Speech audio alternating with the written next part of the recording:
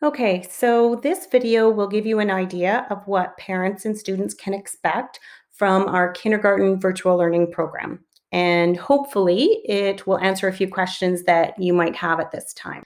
So, we follow the Alberta Program of Studies. And if you'd like more information on this, there's a link on our virtual learning website that will take you to this kindergarten at a glance document. So, you can feel free to check that out.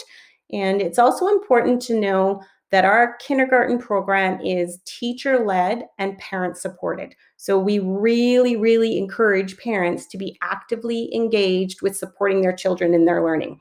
Your child will definitely not be sitting in front of a computer screen all day. In kindergarten, much of the learning occurs through play, and our weekly learning plans are designed specifically with that in mind. So our teacher does all of the planning, lesson design, and assessment, and this is all delivered through a learning management system called Schoology. So one of the first questions we get from parents is often, what does this look like? So this is an example of our kindergarten landing page in Schoology. And this is where parents and students can access the learning plan for the week. So you can see right here, you would just click on that link. There's also a link here for Google Meets, as well as some other frequently used websites.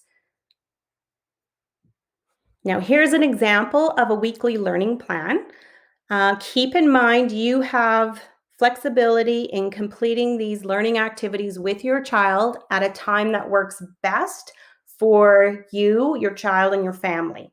Okay, so each plan includes activities to develop specific early literacy skills, early numeracy skills, movement, so that would be both fine and gross motor skills, creative expression, and exploration.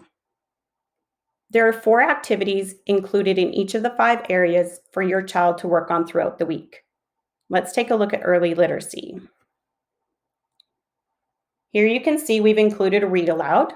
So you would just need to click on the link and your child would be able to listen to the story. And then there are also other activities that would help develop early literacy skills.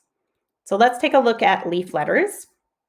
Here you will find the instructions for the activity, and you also might see a section called documentation of learning. This is where your child's teacher would like you to take a video or photos of your child completing the activity and upload them to your child's media folder in Schoology. And I'll talk more about that afterwards and give you an example of what that looks like. You can always go back to the main page and then click into the next area. So let's take a look at early numeracy. Once again, 4 different activities. And if you click on the activity, you'll get the instruction as well as if there's a request from the teacher for you to document your child's learning. And we'll take a look at movement. And you can see the 4 different activities. So this one working on some fine motor skills. And sometimes documentation of learning is optional. It is best to provide as much information as possible for the teacher because your child's not sitting right in front of us and we can't see everything. So the more that you provide, the better. Here's another example. This one, there is no request for documentation of learning. So it's just an activity that you could complete with your child. And we'll take a look at creative expression. Once again, you see the 4 different activities, and you can just click on each of them for the instructions. And let's take a look at the last section, so exploration. And here you can see we've included an inquiry question for you to help guide the learning with your child as they experiment and explore their world.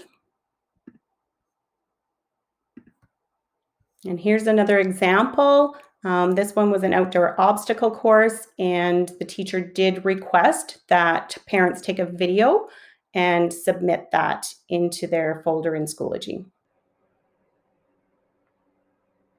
This is what a media folder in Schoology looks like. So when submitting videos and images of your child completing their activities, you can see there's an area for you to add a caption where you might make some comments about how much support your child needed while they were completing that activity. This is very important for our teachers to be able to assess your child's learning and determine where they're at and what they might need next.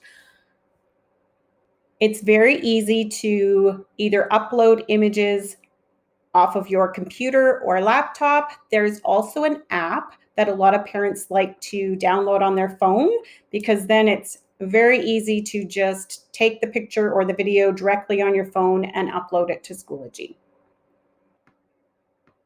There are many ways that students and families can connect with teachers. One of them is to send a message directly through Schoology. You could also schedule Google Meets.